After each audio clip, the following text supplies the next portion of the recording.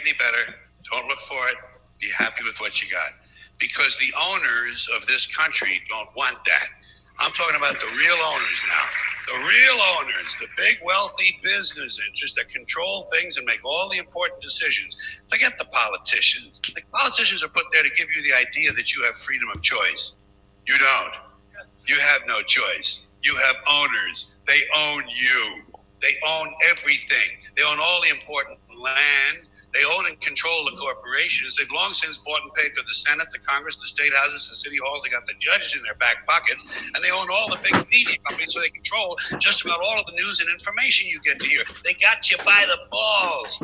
They spend billions of dollars every year lobbying to get what they want. Well, we know what they want. They want more for themselves and less for everybody else. But I'll tell you what they don't want. They don't want a population of citizens capable of critical thinking. They don't want well-informed, well-educated people capable of critical thinking. They're not interested in that. That doesn't help them. That's against their interest. That's right.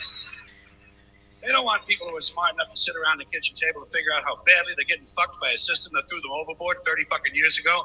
They don't want that. You know what they want? They want obedient workers. People who are just smart enough to run the machines and do the paperwork and just dumb enough to passively accept all these increasingly shittier jobs with the lower pay, the longer hours, the reduced benefits, the end of overtime, and the vanishing pension that disappears the minute you go to collect it. And now they're coming for your Social Security money. They want your fucking retirement money. They want it back so they can give it to their criminal friends on Wall Street. And you know something? They'll get it. They'll get it all from you sooner or later because they own this fucking place. It's a big club, and you ain't in it. You and I are not in the big club. By the way, it's the same big club they used to beat you over the head with all day long when they tell you what to believe. All day long, beating you over the head in their media, telling you what to believe, what to think, and what to buy. The table is tilted, folks. The game is rigged, and nobody seems to notice. Nobody seems to care.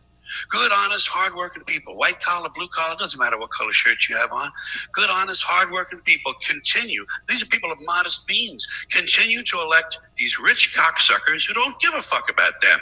They don't give a fuck about you. They don't give a fuck about you. They don't care about you at all. At all. You know? I don't believe that. You motherfucker. All right, here we are. No carnival parking. Number 7.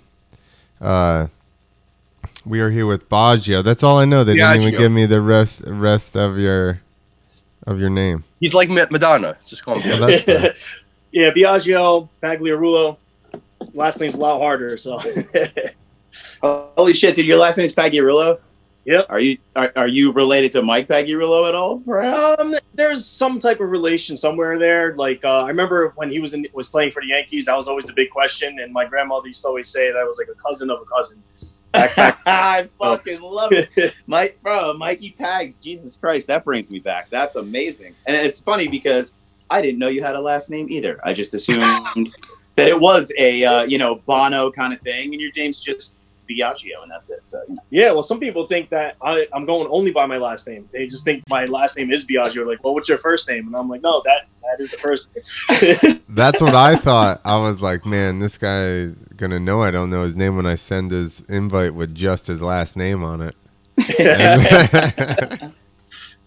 So, if to bring everyone up to speed, Biagio is a pretty well-known tattoo artist, also just a straight-up artist. A very good friend of mine, and I'm really happy to have him on No Carnival Parking. He's definitely lived the carnival life. Not only is he a very well-known tattoo artist throughout the world, he travels the world tattooing people. So he fits perfectly into what we do here. So, Biagio, what do you think about that bit we just played? It's interesting, because I do remember hearing it from before. And it's all stuff that I've always kind of heard about. I've done a little bit of my own research and even seen little things that popped up, let's say, about the shadow government, big government. And this kind of like comes right back to one of my most recent Facebook posts. Somebody sent me and this is actually really interesting. Somebody from Austria sent me a link to a bunch of material from different sources talking about Q. And I never heard of this Q, the Q movement and all that stuff. So the more I'm looking into it, the more I'm realizing it's like, all right, all these little things that I had questions and wondered about, and a little bit of this, a little bit of that, they're just kind of coming together in this whole idea of the Q movement. And I didn't look into it a lot more than that, but I don't know. I believe in the shadow government. I think there is something there. I've seen proof of it come out in Congress when people are questioned and they can't talk about the people who are pulling the strings, and they can't even identify who these people are. So I know there's more to it, whether or not it's a conspiracy theorized that by certain people or this or that. I can't say anything about that. I'm a nobody.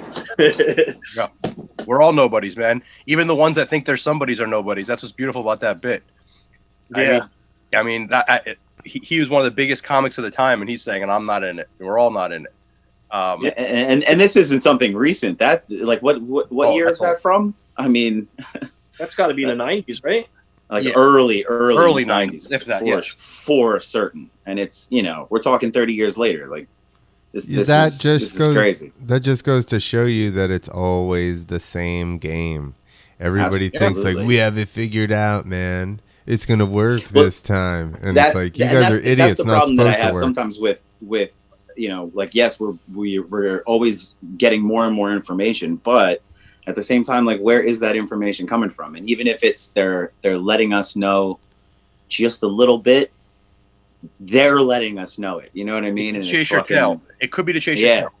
That's what I mean. And it's so hard to disseminate like all of these things that are coming at you at the same time. And it's like, you know, even with the news, it's like you look at the news and it's like, why am I going to listen to these guys? They're so partisan this way. Why am I going to listen to these guys? They're so partisan that way. So it's like you're just being constantly lied to there. Then you look at the internet and it's like, wow, like this is awesome. Like group, you know, people all over the world sharing ideas and thoughts, and this is great. But what's their fucking agenda? And it's just, it's hard, man. And again, it's just like you said, Mike, it's like chasing your tail, and it's disheartening because when you think that you figured something out, it's like, well, you know, well, I think they do it on purpose because they want you to just chase something forever. Here's the thing that we could say about Q, because Q is something you guys. I have all no know, idea. I have no idea what it is. Q, okay. So QAnon or QAnon or whatever. It's a group on 4chan. I barely know what that is. 4chan's like a message board group online, and for the last 3 years they've been posting like very cryptic messages, and they won't say who Q is. They say it's a group of something, some kind of military intelligence or whatever, and it's been lots and lots of information has come out through Q. I was big into Q 3 years ago. I got out of it because it's always like, next week the tribunals are coming, they're gonna arrest everyone. And I was like, what the fuck? Like, it was like talk about chasing your tail. But now that it's basically like for the layman, it's like, what is that, Oak Island? I don't know what that means. Oak Island is a TV show on like I'll tell you what it really the fucking History Channel, and they keep doing the same thing. They're like, we're about to find the treasure next week, and the guy pulls up something. It's like, oh, what is this? And it's always like just a coin or something. Yeah. It's Geraldo's vault. It's funny you say that, Clint, because that's the way I felt with Q a couple years ago. I felt like that with Q. I felt like in that movie Christmas Story, where it's like you decrypt everything and it's just like, drink your Ovaltine. Like, what the fuck? Exactly. Or like finding Bigfoot, or finding Bigfoot, and like every episode you think you're gonna find Bigfoot and you never do. But or you finally find him and he says, drink your Ovaltine. Yeah, exactly. So here it is. But here's the thing. So I have you guys, whatever. I'm not name dropping. I'm just telling you a couple of people I'm friends with in this world, and they don't like to be called conspiracy world. We'll call it the truth world. I talk to on the phone, and we all go back and forth to the Q thing. But Sam Tripoli says it best. Regardless of what Q is, it woke up a lot of people. So it doesn't matter. Doesn't matter really at this point. It could be because I'm getting to the point now where I believe maybe I have a friend that's pretty well known in the truth community. He really pretty much thinks Q is John F. K. Jr., that he never died, that he's on an island, and he knew they killed his father, and he's cryptically putting out this information. He really believes it, and there's a big hope, man. That's really cool. I think it's going way too far. That's like me going balls deep. Like, I am all for lizard people. I want it to be true. Hey, if it's true, it's so fucking cool. If he shows up one day and he's like, you killed my father, motherfuckers, I'm coming for you. That'd be so cool. Like he's Inigo Montoya. Yeah. Like it would be so cool. But what I think Q might be, which is, this would be kind of interesting. I've been playing with this idea a lot lately. When you explained it, it sounds like the online militia. So check it out. So there's other. This is where Henry's kind of right too. So there's other communities that are real truth seekers that say it's Cicada. I don't know if you guys know what Cicada is. Cicada is like that hacker group that fucks with people. So there's some people like, dude, it's just Cicada fucking with all you Republicans and fucking with all you Trump supporters, because it's very heavy. That's what part that kind of scares me. It's very heavy. Like, Trump is the savior. Like, he is going to save the world. That's my main motherfucking issue. It's a little weird. Like, dude, come on. So maybe he's like, Mike, you and I talked. I don't mean to cut you off, but we talked about this the other day, where it's like, even if he's just the actual puppet, like the figurehead that leads to this fucking, where they take all these motherless fucks out once and for all, dude, I'll blow that dude. I don't give a fuck. That's kind of amazing. Make that happen. Get these motherless fucks off of the fucking planet. Execute every last one of them, and I will fucking jerk you off in the street. And how much shit I have talked about that fucking guy, and I still hate his guts, and I still don't believe that it's fucking true. And I apologize for whatever.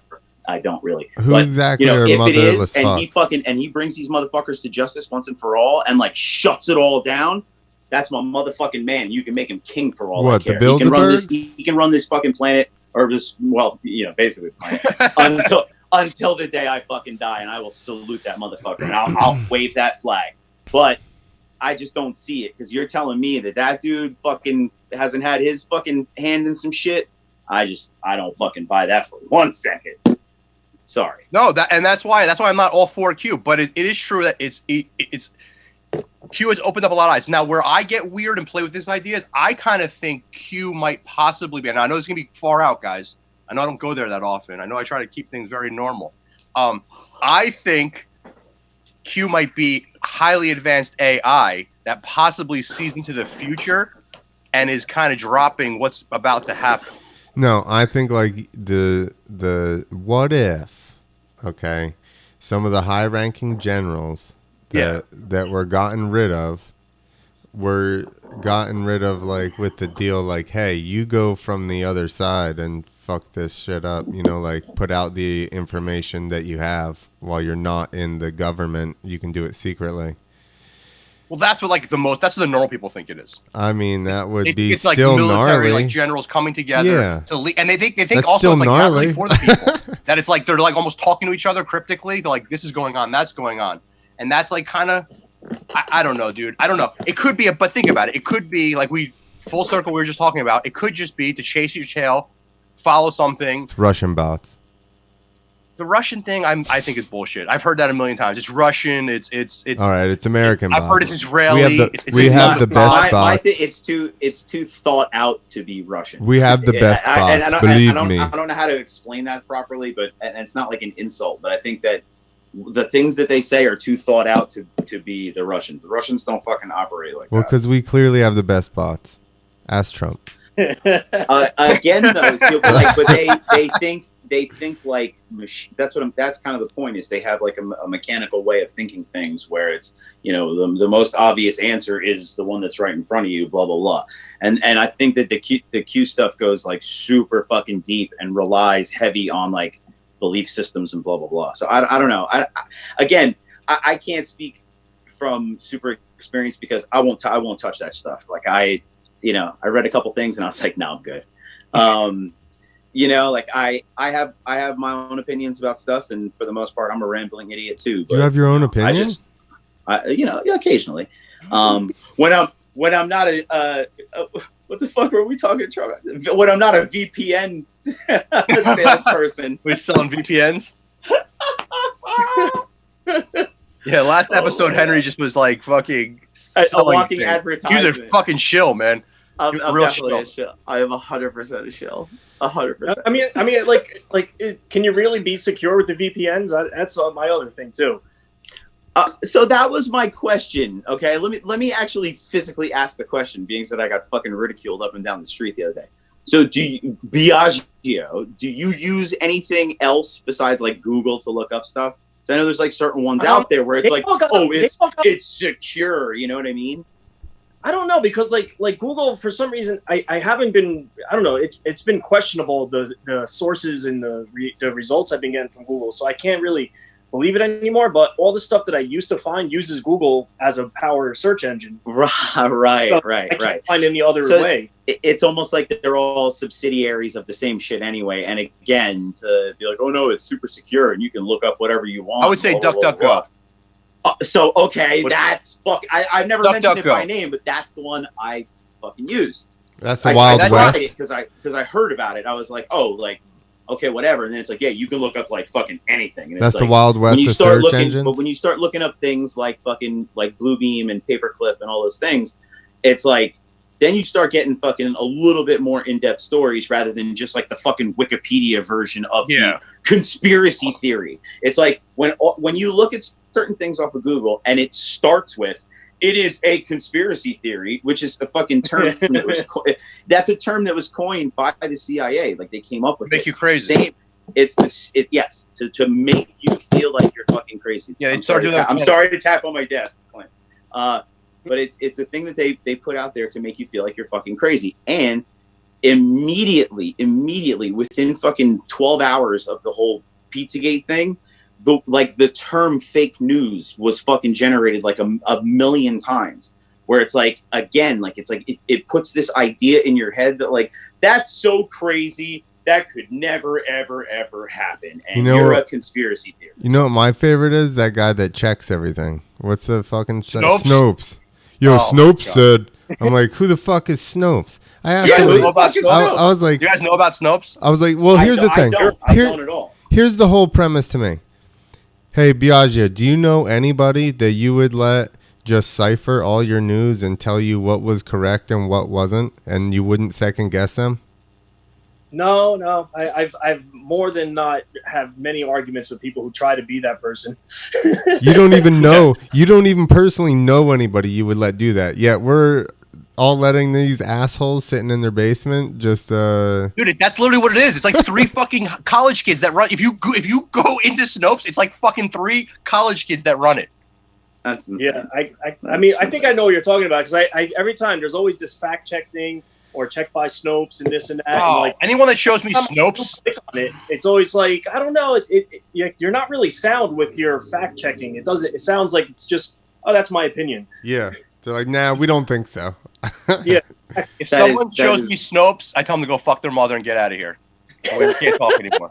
That is 100% a fucking Simpson reference, like loaded up, but I'll leave that one vague. Anyway, is it? Oh no, they're just like prophets.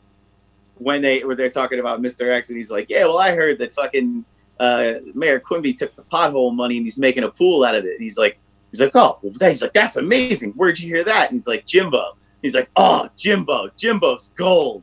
And he's like, wait, actually, it might have been Nelson. He's like, we have confirmation. And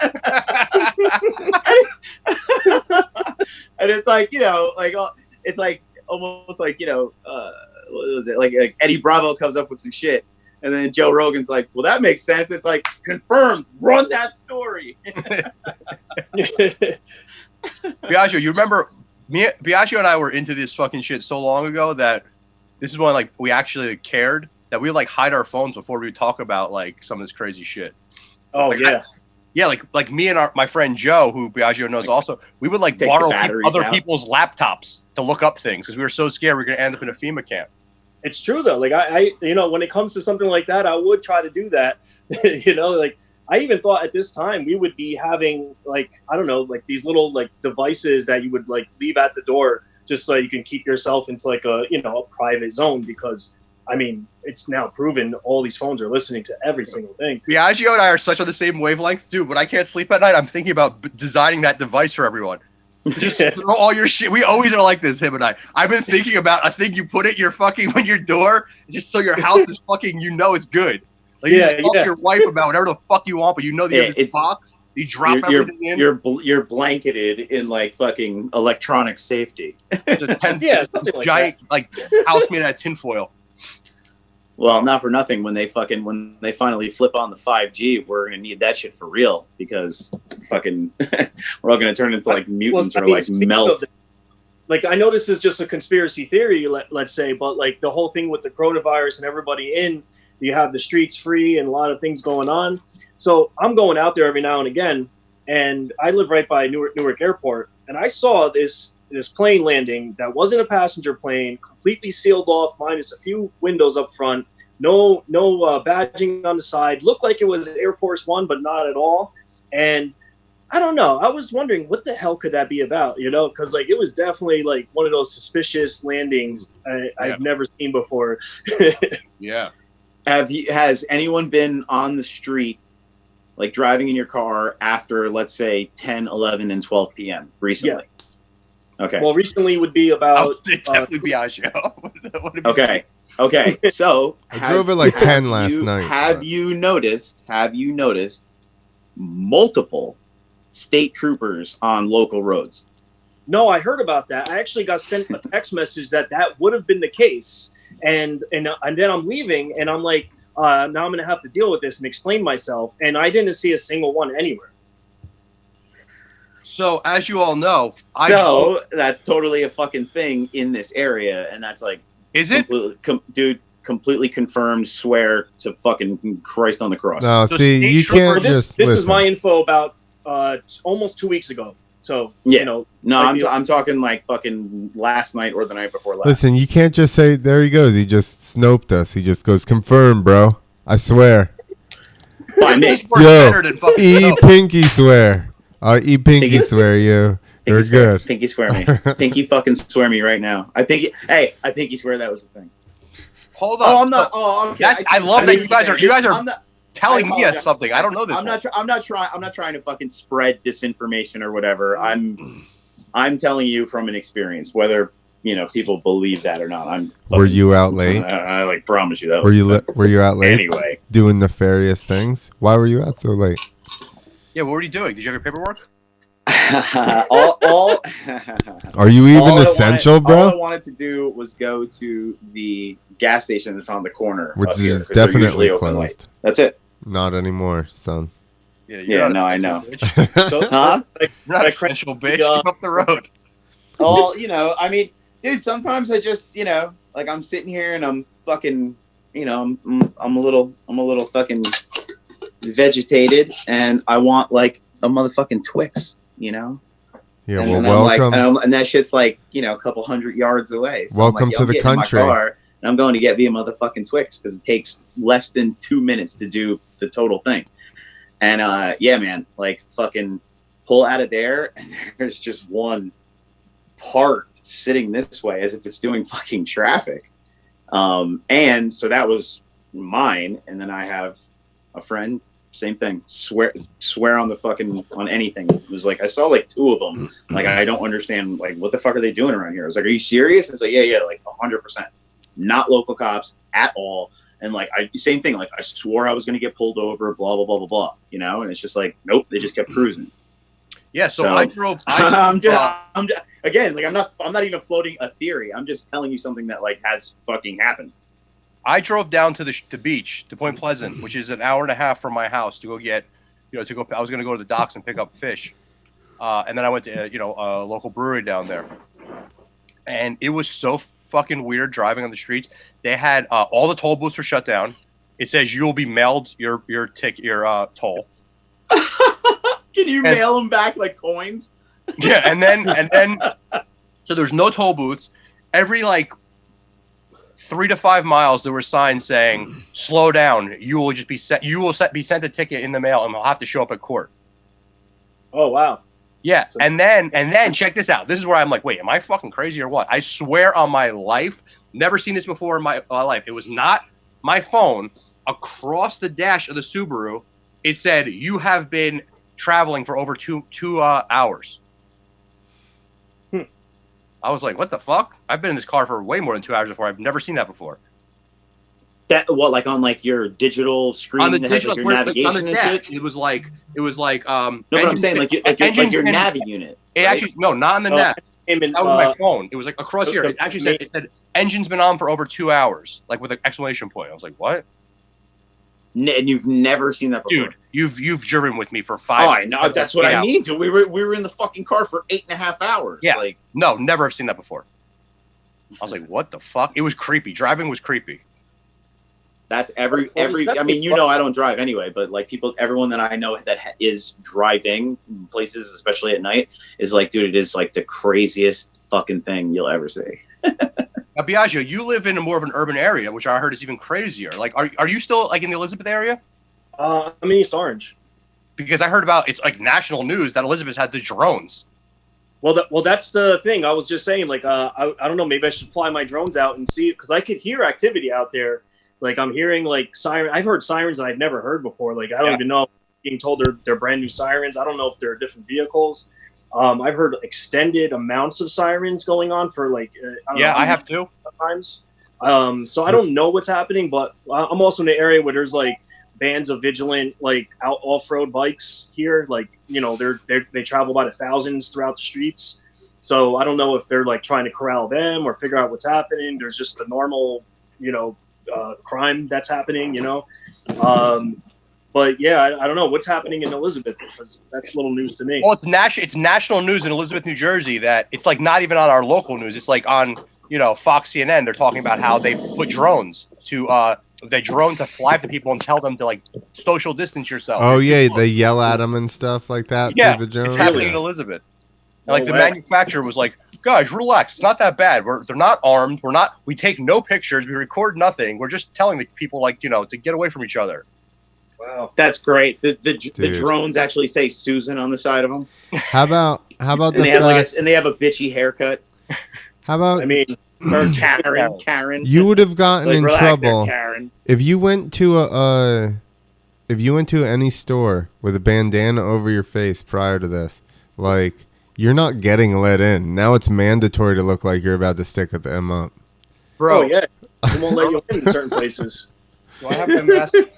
I thought I so had that's actually, honestly, like, to me, because like I have, Mike has basically the same thing. Like, I have a buff, like it's like this fucking like skin tight thing that goes over your face. To give them a plug too, Clint. Thank you very much. Anyway, and it has like the bandana pattern, so I fucking love it. It like looks awesome. So it's like, oh my god, excuse me. But it's like now, like it's like I want to wear that thing all the fucking time. The only thing that like the positive that can come out of this is like the whole facial recognition thing. Oh, like it's like fuck that. I'll wear a mask, motherfucking forever. Like that sounds great. Like it's almost like, well, here's again, they're like. Go ahead. I'm sorry. No, because like you're talking about facial recognition. So do you guys have the iPhone with the face identifying? Yeah, mine. Yes. I wrote that in my phone. When I have a mask on, it'll still recognize my face and open it for me. Oh, see, mine's the opposite. Like my phone like never opens for me now. Like I have like my mask on and like a pair of shades or some shit, or like like my hat like down real low, and that thing's like, no, put your fucking code in. You're done up that much, but I noticed. Well, I mean, you know, plus I got a lot of, you know, like when I put a mask on, it looks like, you know, a 70s fucking porno bush, like coming out of like, you know, like briefs like this. You know what I mean? Like it's like a whole thing. Yeah, I guess I'm like Ron Jeremy. I was freaking out, obviously, way before everyone, and I had the mask on at one of the stores, and the guy was like, "Dude, you look, you're gonna hold this place up. What are you doing?" I mean, I'm sorry. The story's better. The story's better. I went to go get my last paycheck at work, and my uncle was in his office, and I knew because somebody earlier said that to me. So I'm banging on the doors going, "Uncle, I'm walking up the steps. Uncle, I'm walking." I knew he was going to be freaked out. I'm like, "I'm coming up the steps." He goes, "Ah!" Puts his arms up. I'm like, "It's Mike. I'm coming." And I literally opened the door, and he's like, "Ah!" with his arms up in the air. I'm like... It's like, and then after I put the baseball bat down, I gave him a big hug, and it was the whole thing. Like, why was he being such a pussy? Yeah, I had black gloves on and the fucking black bandana around my face. So, Biagio, what have you been doing to keep yourself busy during this? I mean, are you obviously, you know, tattoo parlors are closed, but I know you do some personal work for like personal clients and stuff. And, yeah, have you been keeping busy? I have some personal things, but I go in full protective gear, like everything. I go through maybe. I mean, I'm normally overly protective. I do maybe about a box of gloves for each client. So like it's normally, you know, everything's very, very. I treat everybody as if they have Ebola all the time, you know. So now it's like I'm in like my zone when it comes to this. But I'm not doing it too frequently. I'm keeping distances, so it's only very select people that I am working in, and only with house calls if I am doing it. This way, they're in their environment. They're already, you know, keeping everything, and I come in fully protected. I have like face masks similar to this, but this one's like more like my grocery shopper. You know? Oh, okay, cool. And then I got the disposable ones for when I'm working on clients and such. You're also, you know, I'm sure, you know, I've seen a bunch of your artwork. Obviously, extremely impressed. I love. I'm a big tattoo guy. I'm covered in tattoos, and you know, like I said, I've seen a bunch of your artwork. You do airbrush work too? I mean, I pretty much dabble in like all of the mediums. So the only thing I haven't done is sculpt out of marble. I mean, pretty much. That's going to say, you know, you could take some of these masks and airbrush some, you know, Dracula fangs on them and sell those things on Etsy. I mean, eventually, people are going to want to take this, you know, and accessorize it to a whole new level. So we're going to have to get ahead of the game. I mean, I even went out and I when the scare was in China, it didn't even hit over here. I started ordering, like, you know, I guess fashionable masks, you know, and this was supposed to be a really cool looking one, and it just turned out to be basically, it looks like a bra, like side, and so I was waiting for the other ones, and I got one that kind of looks cool. It's like velvet and all this stuff, but it still took over a month to come here, and that was like before the huge scare was hitting, and then by the time it hit, you couldn't even order anything. I don't even know where it's at now. But I don't know, it's not a bad idea, accessorizing. Right. That's funny that Henry asked you that, because I want to ask you, are you using this time to be creative? Like, are you coming up with, because I know I love to see what you're working on with, besides tattoo stuff, just art, like that badass art you have behind you. And just I've been treating it like a complete veg session. Like, I just decided that I'm not gonna do anything. I mean, my girl's pregnant, so I've been spending a lot of time with her, just kind of getting her comfortable. Oh, congratulations, brother. Oh, thank you. But honestly, I've been just brainstorming, trying to think of like ideas and concepts and things that I want to do.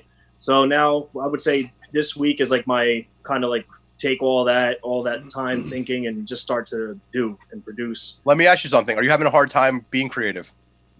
A little bit. I guess, like I said, because I'm in this like veg state, and also I don't know, there's like a little film of like depression around the world type of thing happening too, you know? So like I don't know what would be like the thing that, I don't know, I guess would be the message that I would want to put out there, you know? Yeah. Like, I do normally do the darker stuff and like talk about the, you know, the dirtier side of life and all these things when it comes to my artwork.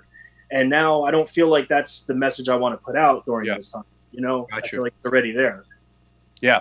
I feel like I really need to be creative. I've had from every business I'm in, whoever's my partner's like, it's time to fucking get creative. And it's been very hard for myself. And normally I'm a meditator. I probably have meditated 3 times. I normally work out. I probably have only worked out twice. But creativity wise, what I've got myself into is it's just so corny, but whatever, is sourdough baking bread, and I can't stop. I cannot fucking stop, to the point where I can't feed me and my family any more bread. That I literally killed I spent 2.5 weeks just to get a starter to come to life, and now it's like alive. It's so cool, man. This feeling, this connection I have with the starter now, it's like literally I could hear it almost like talking to me. It was so cool, and I just can't stop. Like, I'm up till 2 a.m. just fucking kneading this dough and setting it, but it's to the point now where I just physically can't even eat any more bread. And I don't want my kids. My son has a gluten allergy, so the poor kid's got fucking bright red ears. He's like, "Daddy, this bread's so good." I'm like, "Dude, I'm gonna kill you. You can't eat any more bread." I think I'm gonna kill the starter tonight. I think I'm gonna kill it. Man. I'm gonna kill my baby tonight. Just kill that starter. Put him in the fucking fridge. Man. No way, dude. You know what? You have fucking neighbors and stuff like No, I do because that is. Let me tell you, man. Like sourdough is the most difficult bread to make. They don't want your Corona bread right now, bro. What? They don't want your Corona bread right now. No one really wants it. Yeah, that's true. It's funny because my father's like, my dad was like, saying about basically like. If the sourdough or whatever is almost like it's fucking mertigan bread. I'm like, that's the hardest fucking bread to make. When it's time to get to Italian breads, this is gonna be nothing. Yeah, like you always do, dude. That's something that I've always attributed with fucking DJing, scratching records, and all these things. You try the hardest fucking thing possible, and practice it a million goddamn times. All the other stuff will fall into place. Oh, dude, I'm looking all at the other stuff will fall into place. Yeah, I'm looking at like focaccia and ciabattas and all the other stuff that everyone wants. That shit is going to be so easy. The problem is I can't get yeast right now. So I had to like reverse do everything because I had to make my own yeast. By with flour, water, and just fucking which by itself is fucking amazing, dude. You're talking about like fermentation process, the same thing like brewing beer. Like after this, like you should seriously fucking get. I'm sure you have a stand, get a kettle, and like literally just brew a batch of beer. You have no idea because of your culinary background. Because that's the only reason I was ever good at beer was because of like I thought outside of the box with like flavor profile stuff. And it's the hardest part was always fermentation. Like that's why it's hard in cold weather, right? That's why Chuck and I were fucking great at what we made because Chuck is just like he thinks on like a whole other fucking level, like like scientifically with things. He understands that process where like my creativity side is just like fucking through the roof. And it's like that's why the beers we made were fucking banging. Yeah, they were. Yeah, yeah, guys. Biagio and Clint, he used to make some like before craft beer was cool. Him and our friend Chuck, the guy from Carton, they used to brew beer in his little ass tiny fucking apartment kitchen. That they took over the whole fucking place. It looked like Breaking Bad. It looked like that.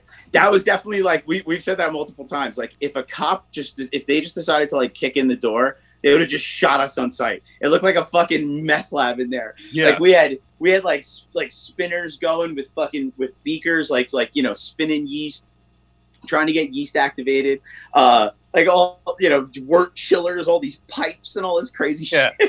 This tiny ass apartment. And it was like before craft beer was cool, and his beer was fucking good, man. No, and now one of our previous guests on the No Carnival Parking was Chuck Weck, who's one of the he's one of the highest ups at Carton Brewing in New Jersey. And anybody who knows good beer knows that's good beer. Biagio, before we run out of time, man, I want to talk to you about what is it like? Because the way you tattoo, you tattoo people in New Jersey, that's awesome. But you also are very well known for traveling the world, not even the country, the world tattooing. And you have a really big name in some, like, I don't want to say obscure, but just countries that are just, Austria and different places that you have this cult following, other places. What's that like, man? And I know because you're my friend, but the way you do it is pretty cool too. Can you tell us a little bit about that? I don't know. I don't know how it is on their side because I'm always a visitor, So I'm always there, just wide-eyed and just trying to take it all in. Austria is definitely always well received. I go there, everything works out great. They're asking me always to come back and all that. That's one of the hardest things that's happened to me now. I actually had to even cancel a lot of like flights and trips and even obligations with my sponsors because I had all these travels set up, and now with everything happening, I can't. But when it comes time to doing it, it's really exciting. I don't know. I don't know how to explain or answer the question properly, I guess, but just tell us a little bit about how you a lot of times you just will work on a bike. Like you a lot of times you'll get a bike, right? A motorcycle, a backpack. Oh, yeah. Like you go very minimalist.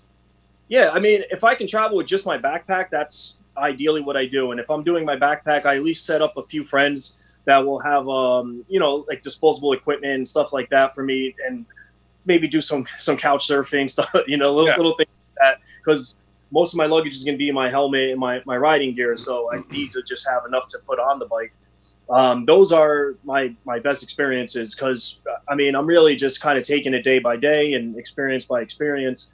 So it's kind of like a backpacking type of,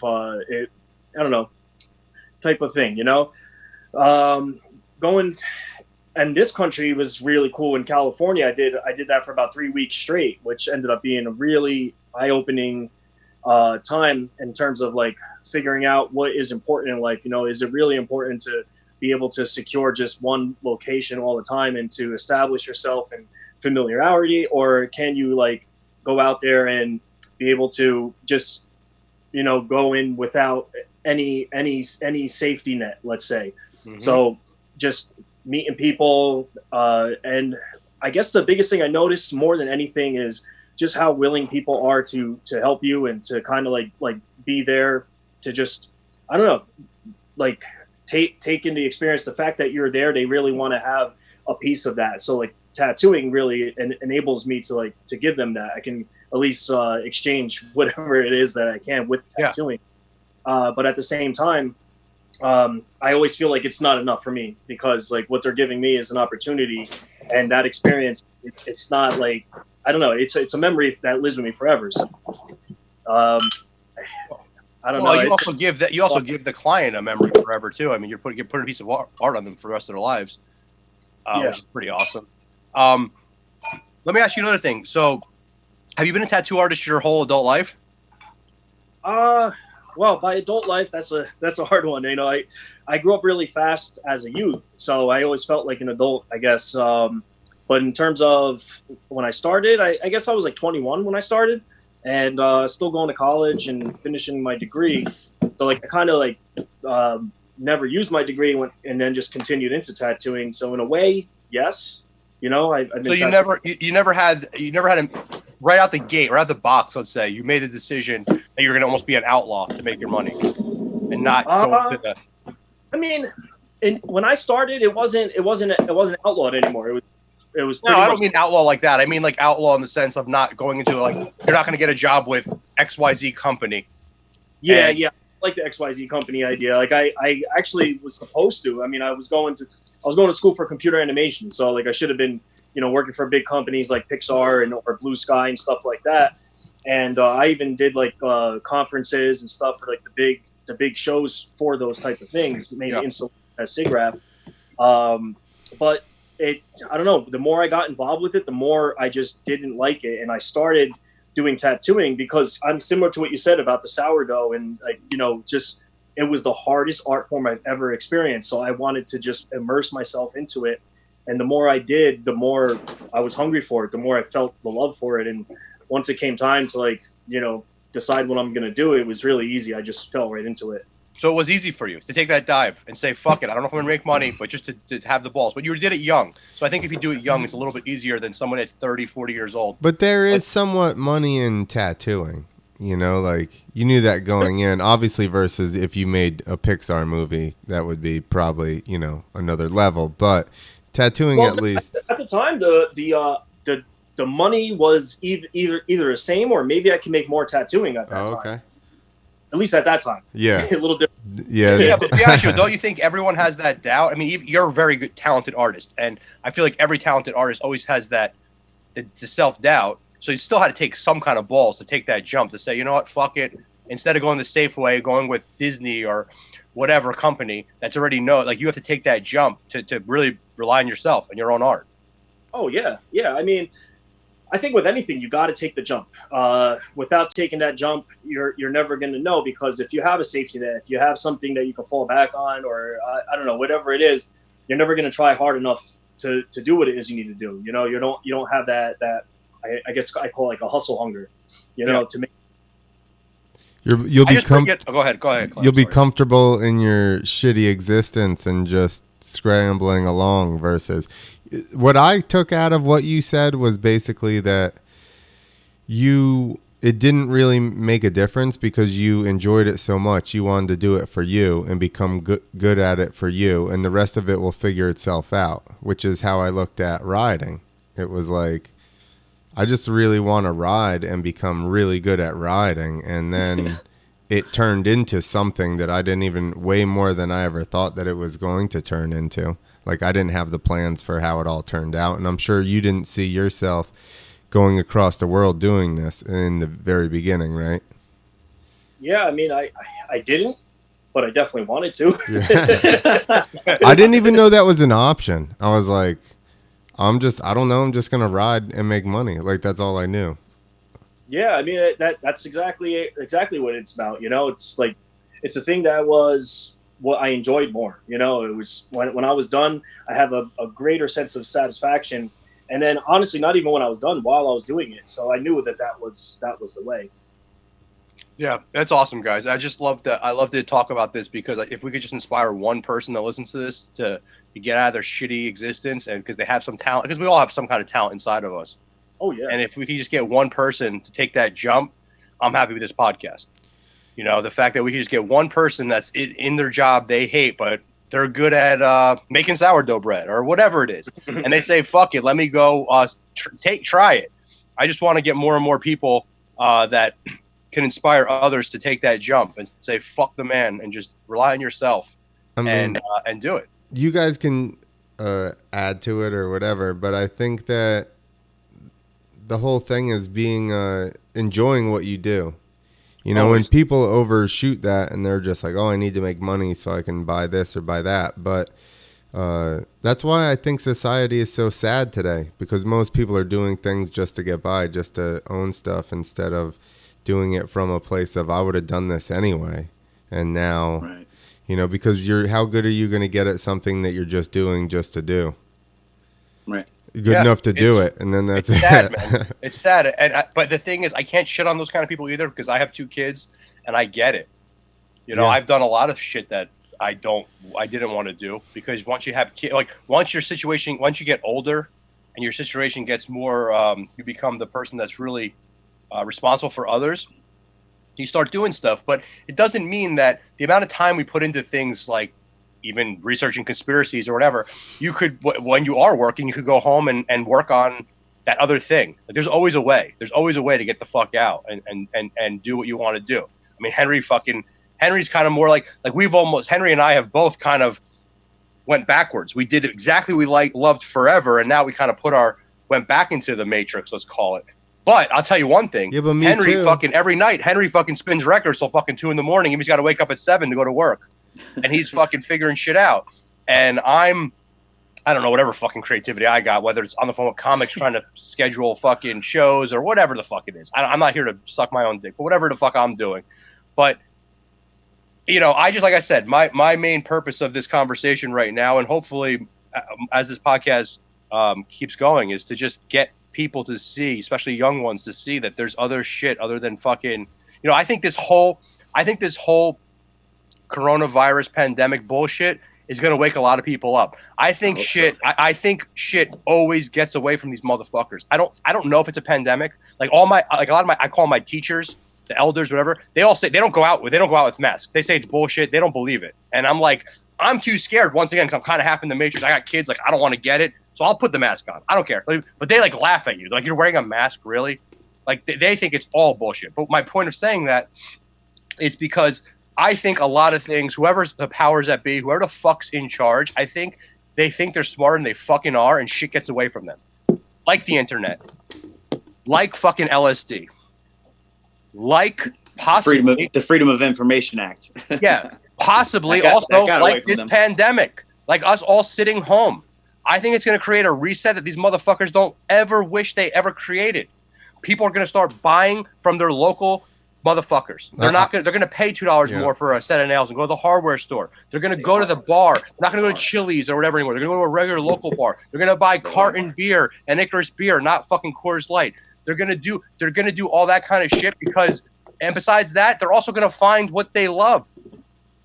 And they're also going to see a lot of motherfuckers are that what they were doing at work was bullshit, because now they're doing exactly what they were supposed to do in the comfort of their own home. You're giving too many people too much getting credit. All their fucking work done. You're giving too many people too much credit. No, man. Yeah, they're gonna get sucked right back you know what, in man? to the exact okay fucking same okay thing to they do were that. doing. It's okay to give people credit. A lot of people are sitting home. Listen, there's a very small percentage that's going to happen with, and most people are going into a fucking hole right now, mentally and physically, because most people aren't working out and they're fucking getting in a funk and stuff because they're whatever bummed they don't have a job and this and that. So I think that we had like how many suicides a day before? This can't be helping any of that. Yeah, listen, Clint, I do agree with you with that. I have to You're say, gonna have I a feel small blessed. percentage because I love my kids, I love my wife. Imagine, I was thinking to myself, I know so many motherfuckers that hate their wives that can't wait to go to work, and you're stuck. and they gotta be stuck fucking all day with their wives. Those Like, again, their choice. You're right. Imagine that. Imagine how much you fucking hate your wife's fucking face, and you gotta be in the house with her for fucking 6 months. How bad that would be. Probably shouldn't have got married. That's why I think. Right, exactly. Well, so maybe there's a silver lining there too. He's like, oh, you know what? I fucking hate this broad. Why am I married to her? Right. Well, you're gonna have a lot of divorces after this, probably. Yo, how sick is this? On the number one commercial I see is this fucking lady. It's a divorce attorney. I see it all the time. Oh no shit. Yeah, I swear to God. Have Wait, things what's the not lady's worked name? out for you? Yeah, every day. What's the lady's name? I don't remember. Can they sue the government? Commercial. Will they be able to sue the government for their divorce? What? You know, Will they be able to sue the government for their divorce? Probably. definitely. I want to sue over my my phone not opening up like he said before. I actually have that written down on my phone. I want to throw one last idea out there for you and think about it from this perspective. You were talking about before, it's like, a lot of people are, they're not using this time for X, Y, and Z or to be creative or this and that, and they're just sleeping all day or they're, bumming around the house. And it's like, you know what, man, like maybe that's not such a bad thing for some people. Yeah. Because their life is fucking go, go, go, go, Yes. go, go, go, go, Yes. go. And honestly, like maybe some human beings really needed to catch up on a lot of fucking rest. I agree with you. And it's like, it's like I'm sure everyone in this, circle of trust here has said the words like, I feel like I'm working myself to death. Like, it's like I just like, it's always something. And it's not just work. It's like, with Mike, I'm sure, it's not that it's a negative thing, but it's like, I get up in the morning. I got to feed the kids. I got to make sure they get to school. I got to, get my shit together. And then I have 20 minutes to get to work. As soon as I get to work, I have like this fucking thing. We got super slammed today and it was nuts. And then I got home and like, the kids have problems at school today and then blah, blah, blah, blah, blah, blah, blah. And then all I wanted to do was watch a show with my wife, but I passed out early. You missed out on an entire day and your entire day was filled with stress. And it's like, you got 6 hours of maybe subpar sleep and you just fucking pushed the reset button and did it all again. Mm-hmm. And it's like, maybe some people can take this time and maybe when they get home, they have this chip on their fucking shoulder and they take it out on the person that they loved. They say, like, oh, how was your day? Oh, don't fucking worry about how my day was. And now it's like, I just needed to rest. I needed to stop. I needed to take myself out of the fucking maze for 3 weeks, regardless of the financial hit we're all taking, etc. But it's like, maybe you need to take yourself out of the maze and rest and regain composure. I'm going to be the other side of the coin here. Maybe it'll build something you into a new, stronger person because you actually had fucking a month of your life to take it the fuck easy. I'm going to be the other side of the coin then. You were quick to point out that somebody that's at home with his wife all the time maybe shouldn't have gotten married. This is still that person's own choice to have this job for whatever reason because they wanted to have the salary and this and that and they're not doing something they enjoy. Because I can tell you I can get lost in this fucking office doing videos and podcasts until super late at night. And that's the whole point is you need to somehow find your way back to that type of life when you're amped to work on whatever it is. Yeah. And I love that. That's what is going to make people happy. And a lot of people are scared to take the cut in pay or this or that to make it happen. Your lifestyle. Just because you enjoy I'm it. not willing to give up my lifestyle. There you go. This and that. There you go. Because I'm going to listen. It's also dress style. Yeah. Yeah, exactly. I'm not willing to give up my fucking bling. I don't know, man. Recently I'm just trying to fucking really, I'm sure every single person has had bright moments that were super bright. And I'm sure everybody's had moments that were super fucking dark during all of this. Except Clint. Clint's very, right down the middle. He's good all the time. But if we can come out the other side of this, and I think, and again, I think it's people like us that will benefit the most. People that are open-minded to so many possibilities, and I think that, like, this is that whatever term, but that great awakening. Like, maybe this is your time to see the person being that you really are, and how you're able to deal with things. I agree. As a corny ass Fish fan, how hard is it when people say we're in this together that you don't just scream we love to take a bath? Oh yeah, I like so bad. I've said it so many times that I hate myself. We're in this together, and be like, well, we love to take a bath. It's like, what was that? Don't worry about it there, fucking Nordberg. I know I wasn't talking to you anyway. No, but yeah, I do. I'm trying to find the silver lining, and it was cool. I think it was great. Biagio, what about you? Do you see positives in this thing? I mean, the positives they're mixed, because I think no matter what, everything's going to be different. Everything's going to be changed. Our social dynamics are going to be different. I was even joking that's going to be similar to Demolition Man, where and now they even talked about it. They're going to stop doing handshakes as like a courtesy.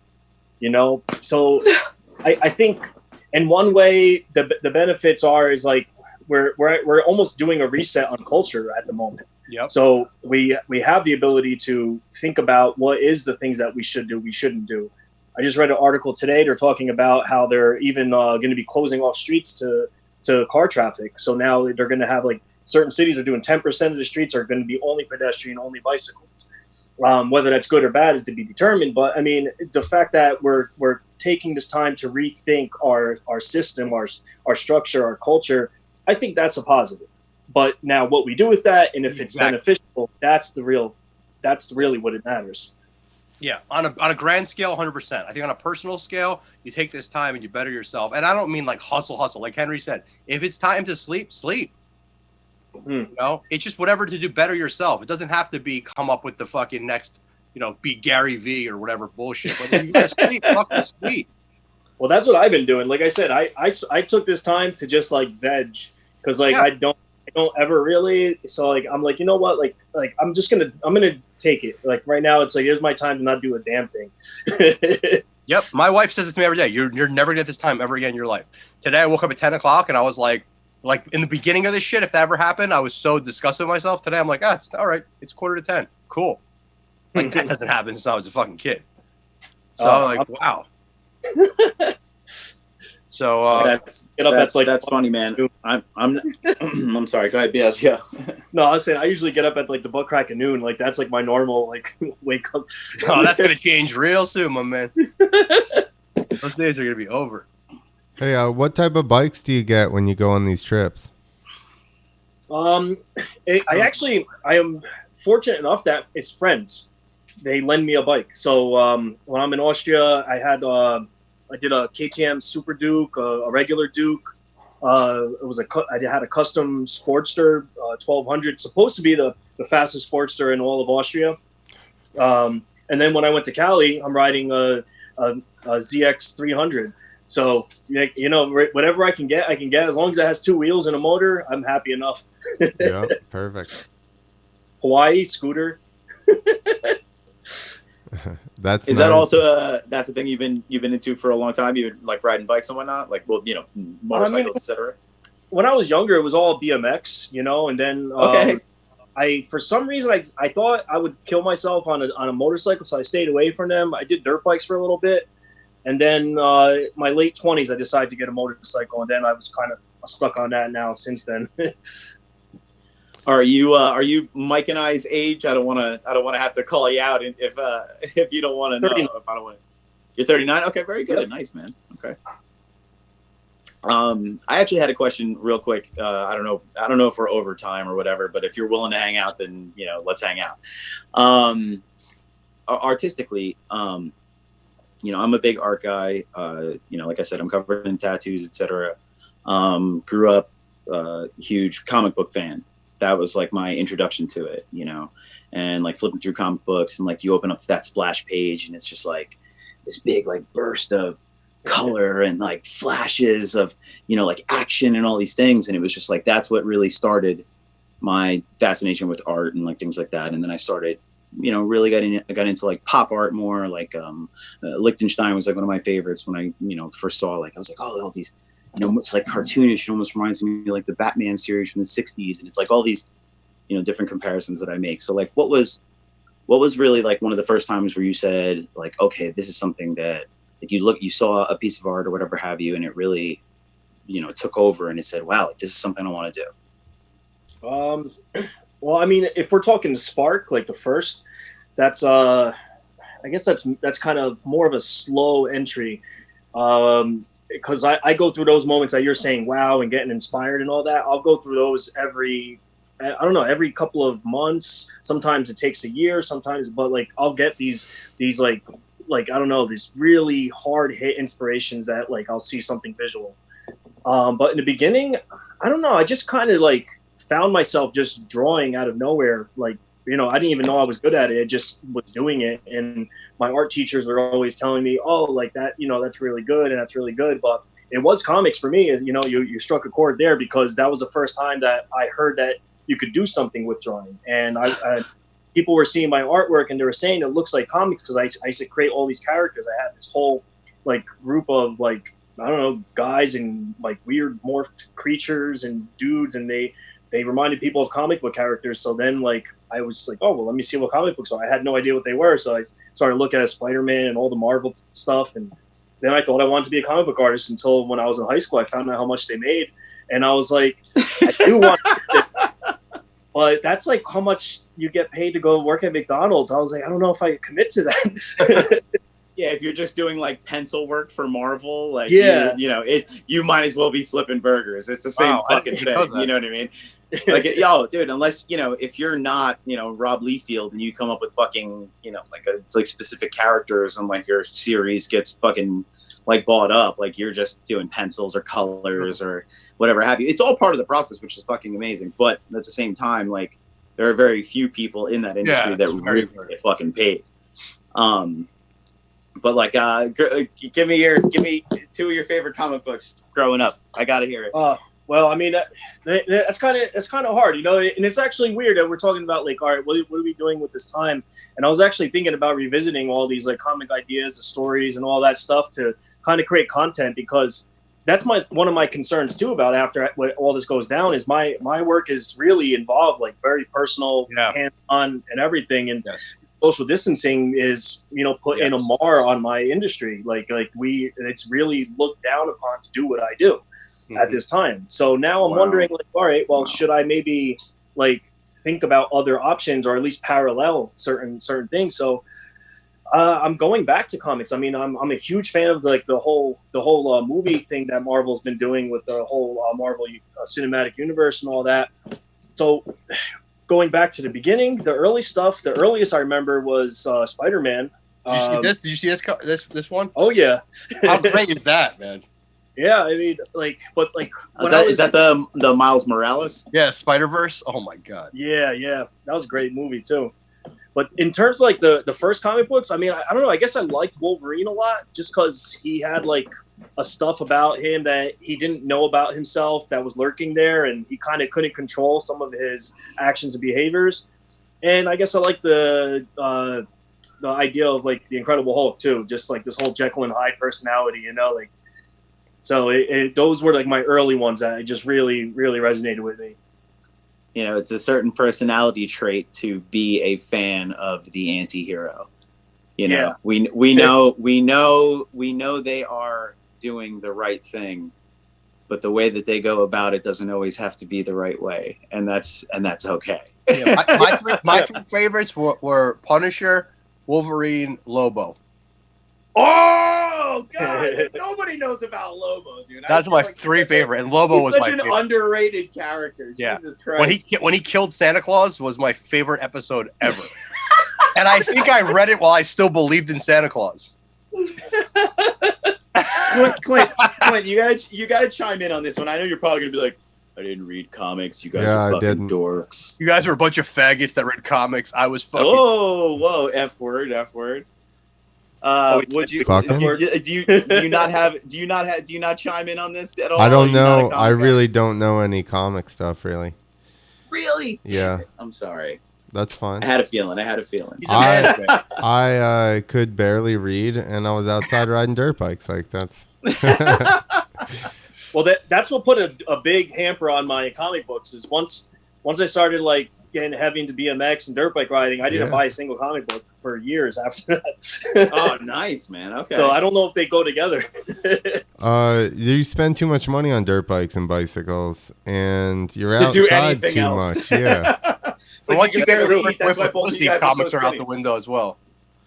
Yeah. Unless they're into comics. Unless you find a comic chick, and then you're good. But it's the same thing. You have to get good enough at dirt bikes. You have to be. I just realized this. You have to be good enough at dirt bikes to get pussy by the time that pussy becomes a thing to you. At the age to get it. Yeah. So yeah. dirt bikes are You, kinda like you comic already books. got to be good. But if you're, yeah, exactly. But if you suck at that point and it's not helping you in that, then you're totally going to bail on it. But if you're good enough that it may help you, then you're going to stick with it. Man, I just came to this conclusion just now. You got to ride hard or else you're going to suck dick at getting pussy. Biagio, you gotta watch this guy. You gotta see Clint on the dirt bike. It's fucking crazy. Well, Yeah, this kid's like a fucking complete madman. He raced. He's fucking nuts. Did you race and stuff? I got to see it. Did you race or anything? Like freestyle? Yeah. Oh hell yeah! Yeah, it's crazy shit. I wasn't super good though. But I settled down. I mean, have you done a super? Yeah. Yeah.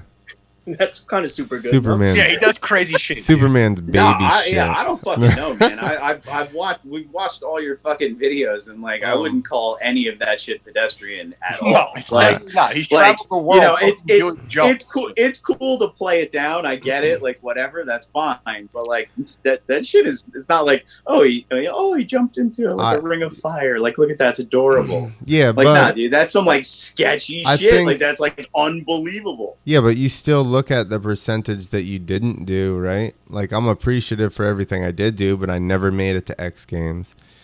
I wasn't like a super big name, like so backflip, right? Yeah, that's one that the you internet, did one. I've flipped for 10 years. Backflip? You douche? Backflips? Yeah. One circus promoter that was the front flips. No, I never did a front flip. No, I didn't even. By the time that come out, I was like, "Fuck those!" Right in their butt. Oh, okay. Well, that's just on like little endos, right? You just like hit no the brakes way. and, like, That's fucking super. pop over. No. I think that's something that's happened. Like I don't know if it's a phenomenon that is only to like this generation, but like from the internet age, like late or early 2000s, late 90s till now, every talent, everything, like whatever it was, like all of our heroes that we looked up to that were like at the top of their game, the bar got pushed up so fast, so hard that the stuff you look at that they used to do looks silly compared to the stuff that people are doing now. 100%. Perfect example, Biagio. I was with you. We watched John Jones fight live in real time. Oh yeah. That's a fighter. A fighter took you'd watch like Randy Couture and all these guys, and you watch fucking John Jones. This motherfucker taught himself on YouTube, and you're like, wait, he looks like he's from fucking a Sega video game. That doesn't even look real. He looked like Jax. What game was it where there was a guy, like you couldn't use him? Or no, Eddie. You couldn't use Eddie? Like he looked like Tekken 2. He looked like the guy that you can't use that guy. Like me and Biagio watch it. That shit, and skateboarding, moto, all that shit. It's like gotten so high. Yeah. It's crazy. Well, I think even tattooing. Yeah, even tattooing, everything that I'm seeing, because people post everything as they're creating it, and then the next person sees it, the next hundreds of thousands of people see it, and somebody's got to push the bar, and that bar gets pushed too fast to even be able to keep up with for some people, especially like I don't know, for most people I guess it's just this bar just keeps getting pushed faster and faster, and it's harder to attain. Yeah. Not to be so much of like a love fest tonight, but Biagio, it was that way when I saw your art. Like holy shit. And now I see things on Instagram that I'm like, and I still think I love your art. I'm you're one of your biggest fans. And I don't know how the fuck you do what you do and all that shit, because Biagio doesn't use like stencils and all that. It's crazy what he does. If we want to get into like the technical part of his art. But then there's people, I saw something recently, I forget what it wasn't even, the subject matter wasn't even that amazing. I forget, it was some portrait that I'm just like, it was so in depth that I was like, what the, how, that can't be real. I mean, it definitely was real, but these portraits and things that these guys are doing, or what girls or whoever's doing them, it's just so fucking crazy. Oh yeah, oh yeah, and you hit the nail right on the head. YouTube has been like all the top artists that are at least like that are taking all the awards all over are usually taught on YouTube by themselves. Like they're just watching the next one and watching and just keep pushing the bar. Yeah. And you, I guess when you're cutting your teeth in the beginning, you don't really have much to lose. So you make all your mistakes quick and you just keep grinding. And, you know, you can shine faster. But I think once you get caught up in like the expectation and your, you know, just your daily grind and the things that you're used to in your comfort zones, you start to like lose that progression that somebody who's just trying as hard to be better than the next person has in the beginning. And maybe that's what it is. I have one last question for you that I know it's a little cliche, but it's the last question I have. Your first time you ever put a tattoo on a human, what was that feeling like? Well, I remember it was like this. It's not doing anything that I'm asking my hand to do. Like it was one of the most frustrating things ever. But at the same time, it kept me super interested. And I don't know what other people would say. Some people would be scared or not. But I can tell you, I didn't have a shred of fear in me at all. It was just like I just got to get this done and I got to conquer this. It was a really like a battle, I guess. How did the person like it? Did they like it? Well, I was fixing up one of their tattoos. Like that was like my first tattoo, I guess. So, I guess they loved it because it looked a hell of a lot better than what they had. Which also helped me because, like, I guess in one way I knew I couldn't do worse than what they had. So you've done that for me before. You know, so kind of, yeah. Can you tell us what it was, or is that it was off like limits? You know, it was early 2000s. I think it was 2001. So you know, the tattoo itself. Everything back then was tribal. It was a tribal. Okay, very good. Yeah, it was like some type of like yin yang meets Goldberg type of tribal. right in the center of the lower back. No. Well, I've had a couple of those. Oh yeah, I had one in the center of the back where like I had when I used to do telemarketing before I was actually a tattoo artist and while I was in school, and when I left that, the boss of this telemarketing agency was actually an absolute overlord. Like he was a dungeon master for like all these like S&M slaves, and apparently my manager was one of his slaves, and I didn't know, but my one friend who I got the job there eventually told me about it. I'm like, come on, bullshit. Like, get the fuck out of here. So he invites me over to the house. Sure enough, he shows me the dungeon, all of the equipment, everything, the whole horses and paddles and whips and all this other stuff. And he asked me to tattoo one of his slaves. So I'm like, yeah, okay, whatever. I just started out. I didn't care. I just want to work anywhere I can get it. So I said, yeah, sure, I'll do it. And before I got to do this, I got to watch her, you know, get whipped and I don't even know how, maybe like 20 plus times with this acrylic paddle. And it looked pretty painful, but she was like really, really enjoying it to the point where she's asking to come, like, please let me come. And then finally he lets her come and she just gushes, hits the floor, everything all over the place. So I was like, okay, this is real. Like she really did get off on this. So now I go to tattoo her, and I'm tattooing this tribal on her back, in the middle of her back. And while I'm tattooing her, she is crying bloody murder the whole entire time that I'm tattooing her. And I'm just like, I watched you get off on pain like yesterday, and now you're here telling me this is the worst experience of your life. I don't get it. Was it in the same area where she was getting paddled? It was a little higher, but a little higher on her ass, and this was on her back. So yeah, it was definitely a different area, but I thought pain is pain, you know, like you would, like if you find some pleasure there somewhere, you know. I expected her to get off on it too. What's that? I expected her to be pumped on it too. Yeah, that's a great fucking and story. Don't get me wrong, I've had clients who actually did get off while I tattooed them. Like get the fuck out of here! Swear on that right now. There's two. Only two, but my whole career I've had two. One was a girl on her foot, and she She came in the chair. And another one did too. Maybe there was more, but these were the ones that were vocal about it. Both female, correct? Yeah, I mean, there might have been. Oh, he's not gonna tell you guys about me when he's doing my wrist. But you were jerking off. I'm like, listen, I know which tattoos you've done on fucking Mike, so I feel like we need to, maybe we need to dive deep on this one. Yeah, I don't know if that was an erotic zone for him. Jesus Christ, that is by far one of the fucking greatest tattoo stories I've ever heard in my life. Yeah, man, that was fucking great. And God damn it, I thank you for that one. That was Holy awesome. shit, that is ridiculous. There was I got a story in there too, and it had to do with first. All right, so we got to go. We're going to the interim story right now because I want to hear it. I'm sorry, I don't care how long we're going here. We should have a 3-hour show with Biagio. This is amazing. So like, just real quick, question for like the two that they were just like you're going and you're tattooing.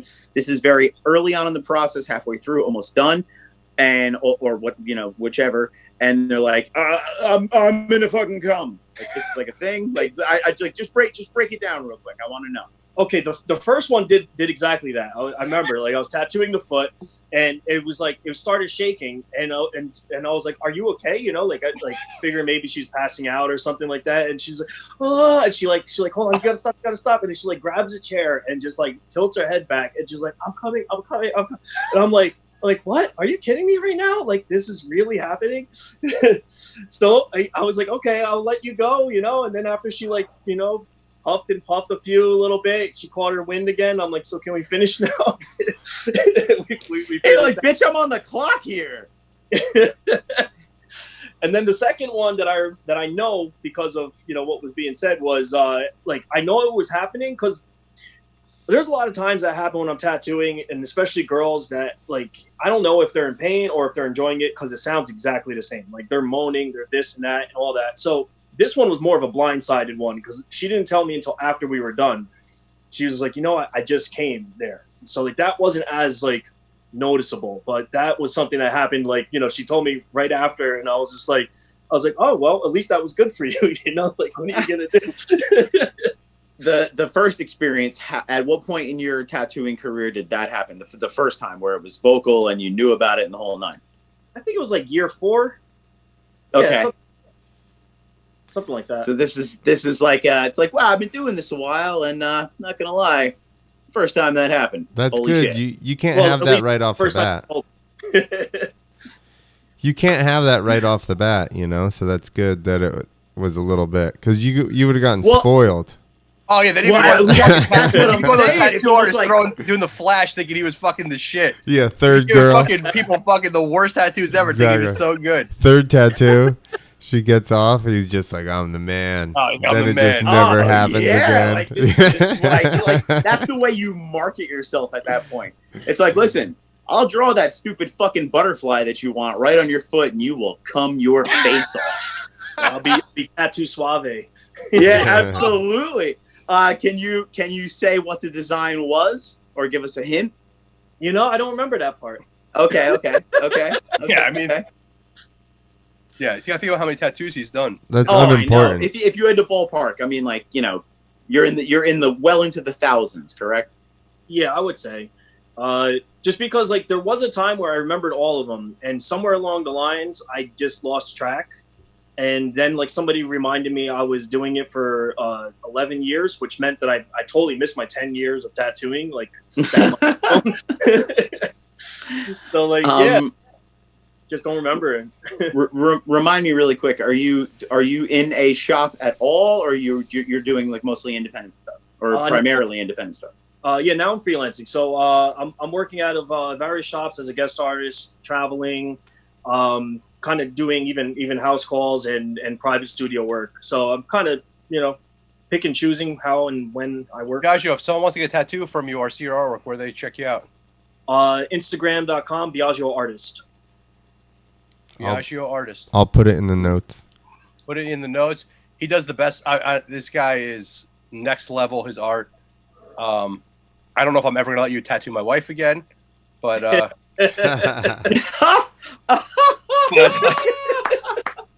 But Okay, last question. Was any of them Mike's wife? No. I'll just make sure it hurts a little extra if I do it again. Oh shit! Unless that's the trigger. I don't know. I might have an issue with you too, there, fucking Dave. Damn, son. Anyway, all right, guys, this was great. This was this was number 7. Did you almost say no filter, Paul? No filter. I swear to God, that's what I was gonna say. He's like, all right, everybody, this was no filter, Paul, and we gotta go. No, but this was great. This was great. Biagio, when we get the studio, you will be a regular. All right, dude, right on. I gotta ask a question. Yeah. No carnival parking, right? Or no parking carnival? No carnival parking. What? Why is there no parking at this carnival? We'll discuss it in the studio. No. We will. That's going to be the promise. Okay. When we have that discussion, it will be in the studio. Okay.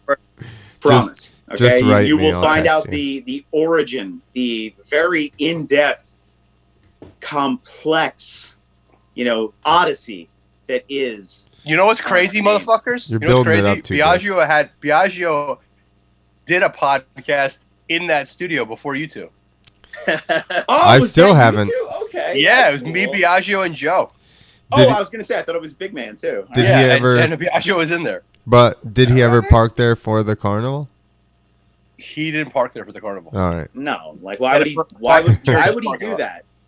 Clint, why would he do that? But guys, Answer your own question. There's no other place to park. That's why. And he knows Mike. All right, guys, this was great. Biagio, Oh I my hope God. you are a regular on this show that goes nowhere other than our. Oh, this is fun. And Thanks for having thank you. That's what it's all about. All right, carnival. No carnival parking. Get the fuck out of here. Number 7. Park down the street. Yo, peace. Thank you so much, everybody. Thank you, guys. Please, Thank you, Biagio. Biagio, if best of anyone luck, subscribes, All right. yeah, best of luck to you, brother. Like, if anyone subscribes to this show,